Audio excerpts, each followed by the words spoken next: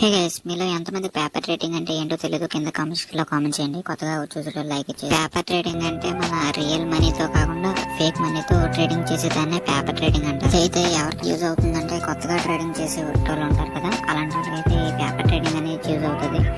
నేర్చుకున్న తర్వాత రియల్ మనీతో ఇన్వెస్ట్ చేయడం అనేది మంచిది. మరి పేపర్ ట్రేడింగ్ అనేది ఎక్కడ చేయొచ్చు అంటే దీనికి ఒక యాప్ ఉందన్నమాట, ట్రేడింగ్ వ్యూ. అందరికైతే ఈ యాప్ గురించి తెలిసే ఉంటుంది. ముందుగా అయితే ప్లే స్టోర్ లో ఈ యాప్ అనేది ఉంటది, డౌన్లోడ్ చేసుకొని ఓపెన్ చేసుకొని జీమెయిల్ అనేది లాగిన్ చేయండి. లాగిన్ చేసిన తర్వాత పేపర్ ట్రేడింగ్ అకౌంట్ ని క్రియేట్ చేసుకోండి.